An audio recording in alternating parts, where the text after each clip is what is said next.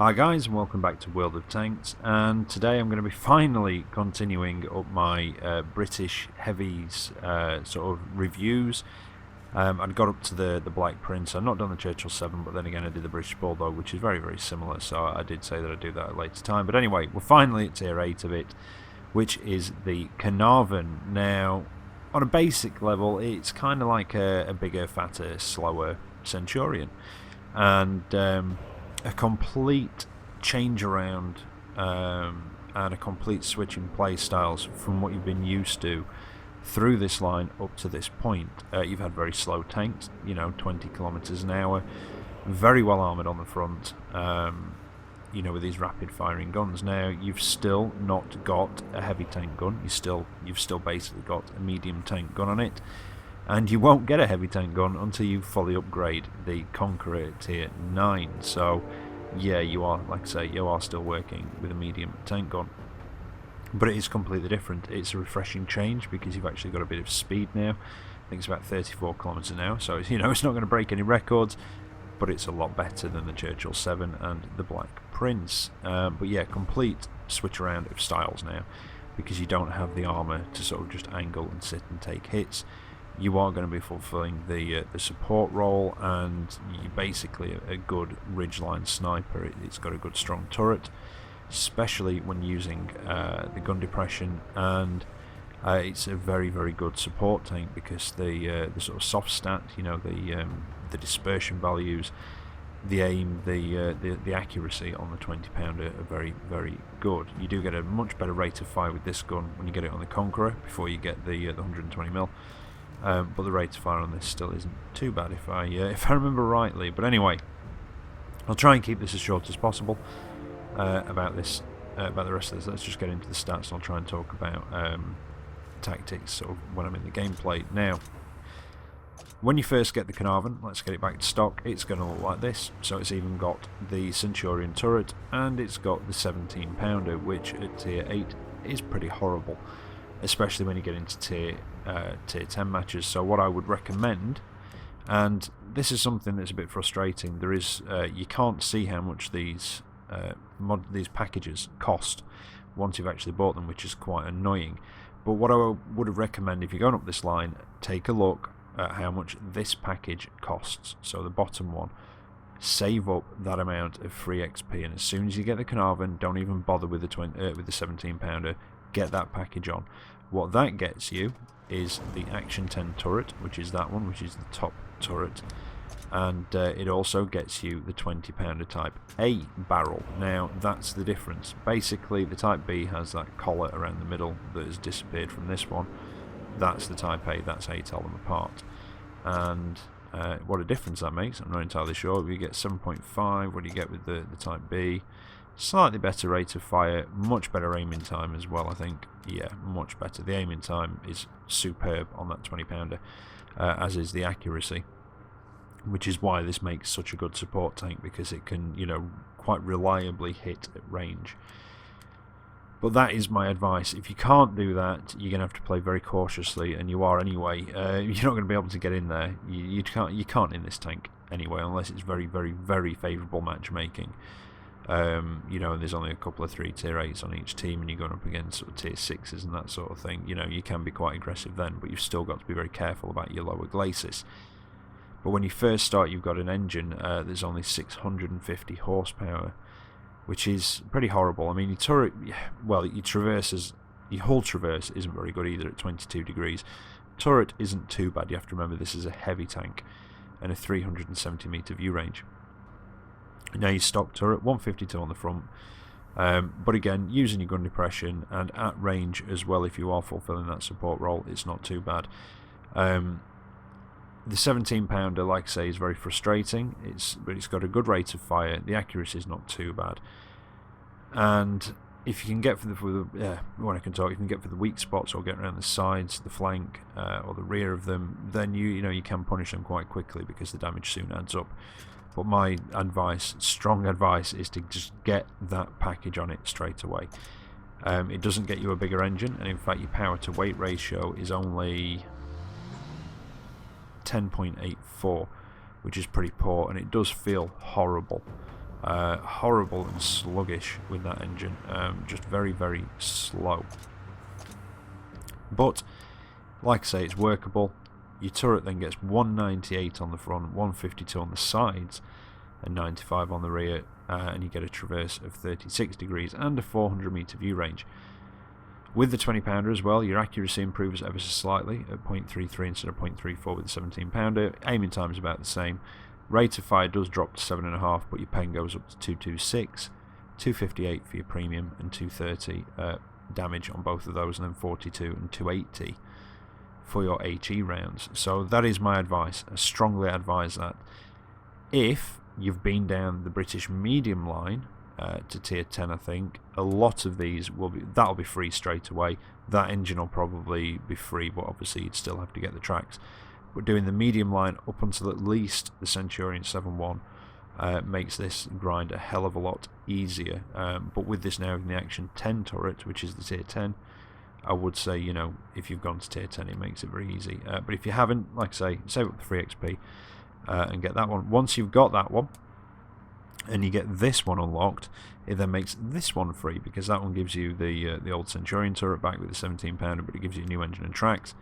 All that does is engine and tracks, and if you'd not already unlocked this package, would have given you the 20 pounder Type A and the Action 10 turret, but you've already got it. So once you've got this pack, you then grind for that one, which then makes that one free, and you stick it on, and that gets you a slightly bigger engine, another 100 horsepower, 750.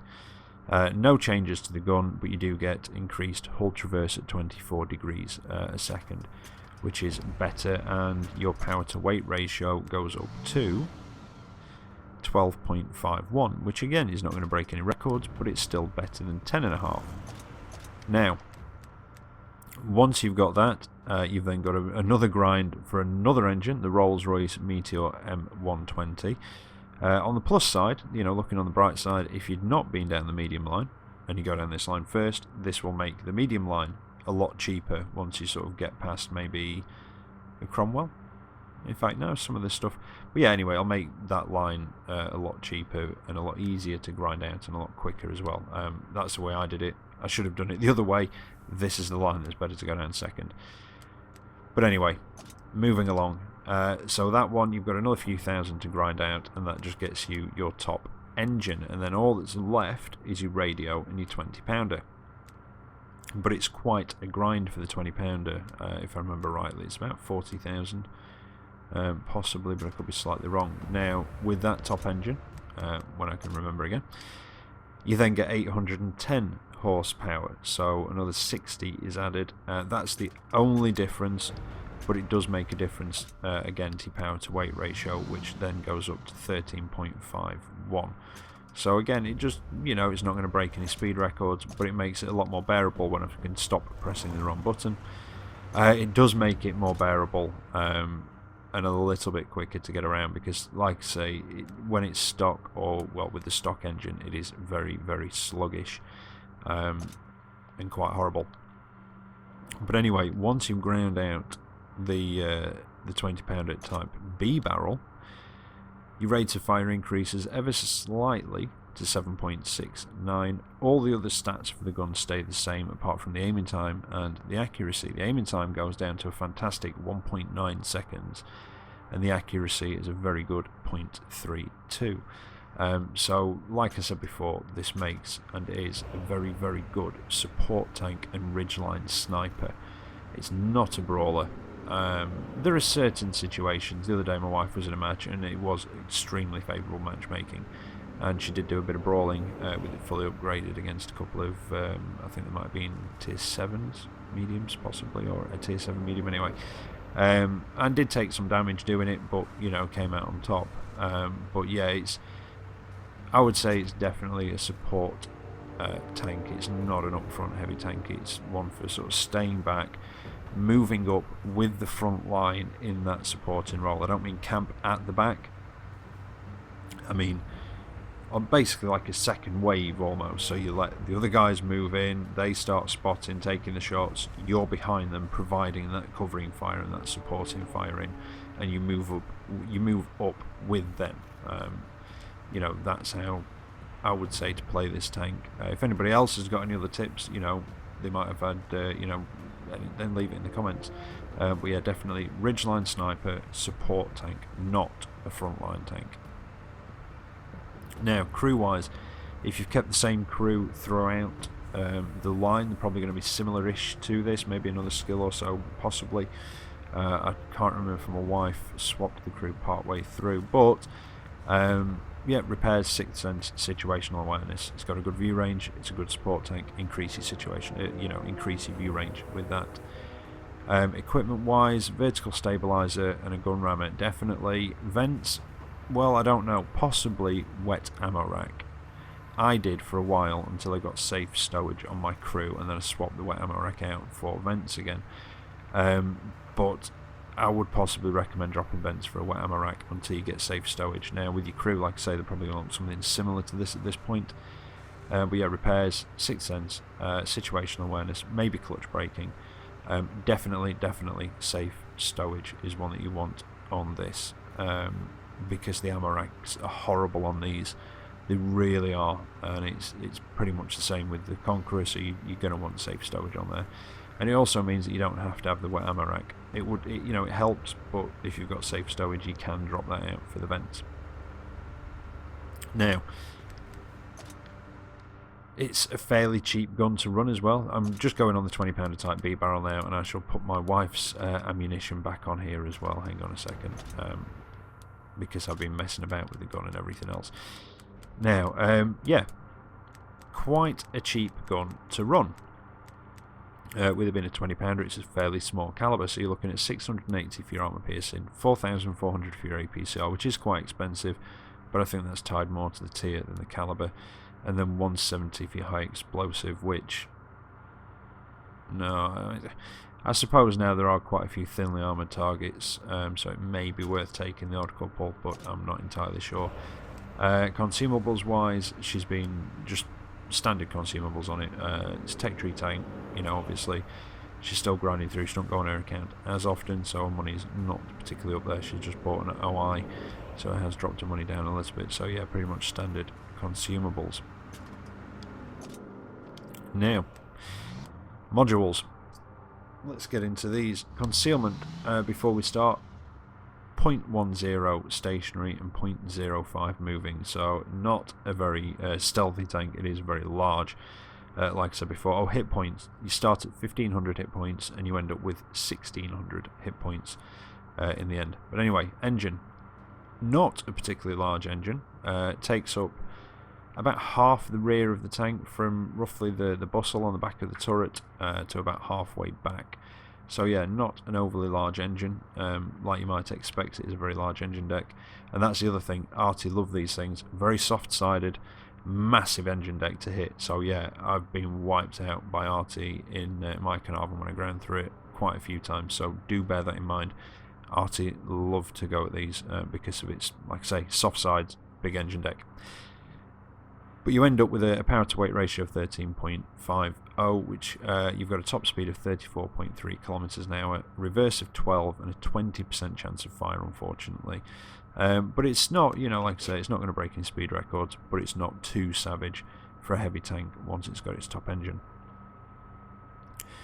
On the 20-pounder, you get 18 degrees of elevation, which is not very good. If anything gets above you, it can be an issue, because you don't have particularly good elevation, but you do have fantastic gun depression at minus 10 degrees, hence ridgeline sniper. And you do, like I say, when full upgrade, have that stunning aiming time and pretty damn good accuracy. The tracks, well, they're a bit odd. There are a few gaps through there, and your terrain resistances, again, are not too bad for a big heavy tank. 1.1, 1.3 and 2.3, so they're not too savage. Turrets on top, good view range, like I said before. Radio in the bustle, just over on the left hand side of it there. Now, ammunition blocks, yeah, there is one right behind the front, well, the front plates, the front glacis, or glaci is the multiple, I don't know, but anyway, there's one there. And if you're shooting at one of these, lower right side of the lower glacis, as we're looking at the tank, and 9 times out of 10 you generally hit the ammo rack. Well, that's what it feels like when you're driving one of these. So that's why you've got to be very careful with your lower glacis, and just very careful getting too close. Anybody putting it through your upper or lower glacis on that side of the tank has a good chance of hitting your ammo rack. And also you do have quite a few spread out within the tank itself. In fact, especially if you're shooting at the left hand side of the tank, anywhere more or less underneath the turret, you've got a good chance of hitting an ammo rack. Crew members, you've got 4. You've got your driver down in the left hand side of the hull, sat next to the ammo rack. I bet he feels lucky. And then up in the turret you've got the commander under his cupola, and the loader and the gunner. Now, armour wise, when I can get the figures back up. Well, like I said before, you start off with 152 on the front of your turret and end up with about 190 something. Did I say 198? Something like that. So yeah, you know, you do end up with quite a strong turret. Not as strong when you're on the flat because of that slightly weaker sloped part and also your commander's hatch. But you imagine when you're on a ridgeline, using your gun depression, the commander's hatch becomes very, very small, and that angle bit behind your gun becomes very, very angled. So it does work out quite well. But your hull, because I've already covered the turret. Yeah, I've already covered the turret armour. Is 130 on the front, 51 on the sides, and 38 on the rear. Yeah, I did mention the turret armour in the modules. So again, when you're using your gun depression, your upper glacis can bounce a few, but you don't want to rely on it. You want to try and stay further away from the enemy and try and hide your lower as much as possible. I know it's a bit sort of obvious because you're doing most tanks, but hey ho, there you go. Now let's have a look. So 1 to 20 is the side skirts on the tracks, the whole engine deck, and the floor of the hull. 21 to 30, that's your tracks and the top of the turret and the front portion of the hull floor. 31 to 50 is the side of the tank all the way down behind the tracks, the underside of the bustle, and the front portion of the deck. And then 71 to 90, well, you can see those patches on the turret, that angle bit behind the turret, and like I say, that's why, you know, you want to try and at least be using your gun depression a little bit, because it does just increase that angle. It's still quite tough to get through, it is very well angled, but I have had people pen me through there when I've been on the flat.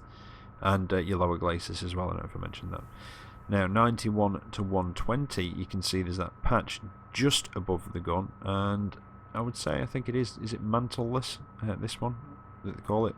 But anyway, you've got those zigzag lines going up there, you can just see they sort of go up and down, and you've got basically the rest of the sides and the rear of the turret. 121 to 160, a bit more of the turret, and those bits that stick out just at the side of the turret as well. You do have to kind of keep an eye on those occasionally when you well, it's not a very easy tank to side scraping with such weak sides, but yeah, you know, it is possible. And I think I've possibly been penned through that bit before as well, although I can't quite remember, there might be track bits in front of that. And the commander's hatch falls into that bracket as well as your upper glacis. 191 to 230 is the front of the turret, which I think was 198, so it is quite solid. But then 231 is, well, actually it says 254, yeah, oops, 254 millimeters, so I don't know if that is 254, but anyway, regardless of that, you've actually got your turret ring bit there just at the front, which is very, very tough. Anyway, I think that's about covered it. Yes, it is a mantleless turret. Yeah, I think that's about covered it in the garage. These garage reviews are extremely long, but let's get into the gameplay and see how it actually handles. Right, so here we are for the first of the replays, and sort of a disclaimer, full disclosure type of thing at the beginning. I'm not very good in this tank. I know I'm not very good in this tank, and I don't mind admitting it. Now, the thing with the Caernarvon is... Oh, and yeah, sorry about the extremely long garage review. I may even put this up as a two-part, I'm not entirely sure yet. But yeah, I don't know, I've got to try and get back to normal with uploading videos every day, but it's been quite difficult recently with sort of health issues, and I've been feeling quite under the weather as well, but I'm alright, you know, it'll pass. But yeah, anyway. Very long garage bit, sorry about that. I was talking about, you know, the various different modules, there are quite a few on this, and, you know, various bits and bobs about the tank. Now, I've used this match because I always used to. I mean, don't forget, this is not my account. This is my wife's account, because this is her Caernarvon. And I think I managed to get 1 mark of excellence on the barrel of this before I got rid of it when I was grinding through. But the thing with the Caernarvon is that it's not a bad tank, but it is pretty far from being a good tank. It's just a very average tank, if you see what I mean. And with the 20-pounder, because it is more of a medium tank gun, you do kind of have to work harder to get the damage done that any of the other tier 8 heavies would be able to do. And you know, like what you do in sort of 10 shots, they could do in 5, that sort of thing. So you do kind of have to work that bit harder and put more shots out. And the other thing is that I can't even think what I was going to say. That was it. With the smaller maps like this, I always struggled with this tank originally because it is very weak armoured, and it's sort of, where do you go? You know, you've got to try and stay back and protect your weaker frontal armour, especially from, you know, your contemporary heavies. And that's kind of why I've used this one, just to try and give you an idea. I mean, the view range on this is quite good, so you can, you know, almost spot people at the other end of the map. And while I was getting the footage for this, I ended up on Liberty Falls in this, and I may have been on Liberty Falls in other tier 8 before. In fact, I might have done it in Borsig actually. But one thing I have noticed about Liberty Falls, it is personally, and I don't know what you guys think to this, I think it's too small for high tier tanks, because people start moving on each teams, and when you're in the high tier tanks, stuff with like 400-meter view ranges that have then got, you know, maybe coated optics or and situational awareness, that sort of thing, you are literally almost spotting the enemy tanks at the beginning of the match. You know, yes, there are a few houses, but there's gaps in between them. But it is a very, very small map, and I don't know, I kind of think that Liberty Falls should maybe be treated a bit like Province. And most of you will be like, oh yeah, Province, I forgot about that. Because Province, I think, only sees up to tier 3, maybe even tier 2. Because it's such a small map. It used to see on the PC, way back when, you know, tier 10s used to get onto that, and you would start, and literally, you start, and everybody's spotted on each team as soon as they started moving. So they basically limited it. And there's a few other maps on PC as well, or a couple I think I can think of that are limited to, like, you know, the lower tiers, maybe tier 5 and below, but I might be wrong on that one. But yeah, Province definitely is on here as well. Now, yeah, got nailed by the IS-3, that was my own fault there.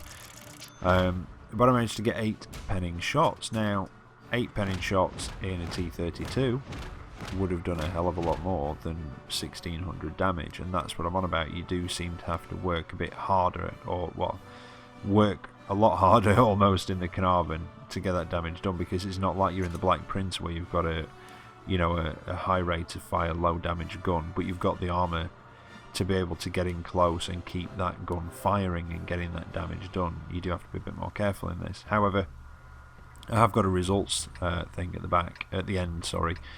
And it's just a picture of one of the results screen, and my damage was pathetic. I think I hit and penned, sorry, not hit and penned, but I managed to pen 1 shot in the tier 10 match. But I blocked over 3000 damage from tier 10s using the turret and the gun depression. I just couldn't pen the damn things because of where they were. They were sort of hunkered down, and I had no chance of getting around them because of where I was, unfortunately. But I put it in there again just to show you how effective the turret can be when you're using that gun depression. And obviously with this tank, it's not like the premium tank reviews where I'm saying, yeah, you know, whether, you know, how expensive it is or anything. This is just Take 2 tank. It's just trying to go through the modules, give you a few hints and tips, and you know, try and sort of just try and give you a few, like I say, tips on how I've managed to use this tank or play this tank. Now, yeah, at the beginning of it, I am going a bit, because I didn't actually realise you could get in those. I didn't realise you get in them. I didn't realise you could actually sit in there, hold down. Now, that, for something like this, or a T-29, that's a bloody good position. Not for at the beginning of the match, but, you know, if you beat, you know, the enemy is sort of pushing in and managing to encroach sort of upon, you know, upon your sort of cap and your end of the map, that's a good place to fall back to if there's no arty in the match. I mean, you could see in there I was basically just hold down in this thing. Now, this is a tier 8 match, and looking back at this, I kind of feel that I was a bit too cautious in this match, and it was not my intention to basically, because I basically end up camping here for a good portion of the match, and again, not my intention. It's been a long time since I've been in the Caernarvon, and it took me a couple of matches to sort of get back into it and get back into using it again. And with this one, I do feel that I was a bit too cautious. I sort of got it in the back of my mind that I had to be very, very cautious, and you know, yeah, you kind of do, because the armour on this is not brilliant. But the gun, like I say, the aiming time on the Type B 20-pounder and the accuracy are pretty good. However, you know, having said that, I was in a match and the accuracy just let me down completely, absolutely completely. Fired a lot of rounds, and they were just going wild, and I don't know what was going on, but yeah, it did kind of troll me somewhat. But usually this gun behaves and generally goes where you're aiming. 0.32 accuracy is pretty, you know, I mean, it is pretty good. You don't normally see accuracy like that, apart from the Germans and obviously these high-tier British tanks. Now, I did take a hit from something there, and again, like I say, not my intention to basically camp here for most of the match, but I've got a good position where I'm hull down. I've got that rock in front of me. I am going to move forward though, because the Onis come round on the side, and you can side scrape in this, but it is very, very difficult because it is so thin on the sides. So I really wouldn't recommend it, or if you do, I would practice in a training room, get one of your mates or something, and just try and practice the angle that you need on this. Against the lower tiers, it's not so bad because obviously they don't have as bigger caliber guns, they don't have as high a penetration. So, you know, against the lower tiers you can side scrape a bit, and against the lower tiers, you know, the tier 6s that you might come up against, again, don't rely on it, but if you can hide your lower glacis, maybe angle your upper slightly, you can bounce a few shots off it. It's still 130mm of sloped armour, it doesn't stand up to sort of contemporary heavies, and definitely not tier 9 and 10 heavies. In fact, yeah, not even tier 7 heavies. I don't think, to be honest. Maybe at extreme range, but again, like I said in the garage, and yeah, you know, I'm going to get a few comments about the length of the garage review on this one, and I did look at it to try and cut it down, but there was just, I don't know, I feel that everything that I said in there needed to be said in a way, but yeah, anyway. Now, I am struggling to get through the front of the zone though. You see, I was going for the flatter parts, going for the lower glacis. That's where the accuracy trolled me a little bit. Going for that corner, and then I decided to go for the side of the turret because it's a bit bigger, a bit flatter. Now he's turning his turret a bit more. And can I hit him? Go for the shot and just get him and pen.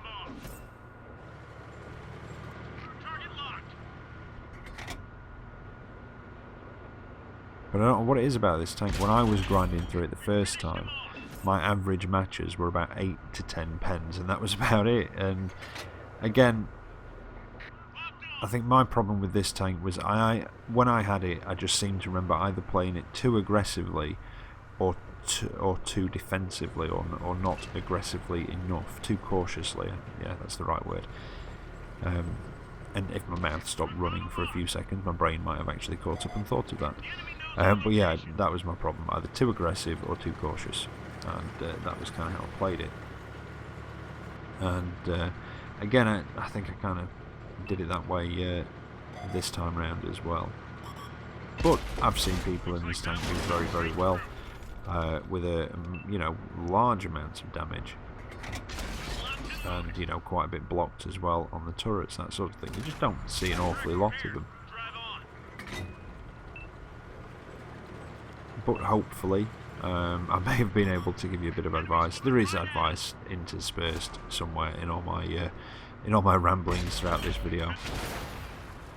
But unfortunately, that fatherland popped up on my side. I don't know if that was just a bit of poor map awareness by myself, but I was trying to position to fight the guys coming up from the beach, and from there hiding my hole and just using my turret. I probably could have done it, but I came out of that one with. Well, it was a defeat, unfortunately. In fact, I think there was a Borsig at the end. Yeah, they put up a good fight. But with 2,700 damage done, that has actually put me about halfway down the table. And that's what I used to find with the Caernarvon. It was quite difficult to come top of the table because you do have to land a hell of a lot of hits to do that large amount of damage that's kind of expected from tier 8 heavies. In a way, I know it's not. That's not how it works, but. When you are top tier like that, there is, it's expecting to do quite a bit more damage, but 2,700 damage. But that was another match I did about 2,000 and 2,000 blocked, and again sort of part way down. But I think that was a tier 9 match, and then this one was a tier 10. Like I say, I only hit, I only penned one shot. Unfortunately, it's just how it was. The tier 10s were really hunkered down, and I just had a bad time. But you can see it was just over 3,100 damage blocked from tier 10s. I think it was an IS-7 and a T110E5 shooting at me, and possibly a couple of tier 9s as well. But the turret really does hold up on it. I can't remember how I died in the end now. But anyway, there you go. Very long video. I do apologise for that, but I hope you've enjoyed it. I hope it may have helped you a little bit. And I'll be back tomorrow with another video, possibly XCOM, and the road to tier 10 will carry on in the next few days as well. So until then, take care out there, and I'll catch you next time. See you later.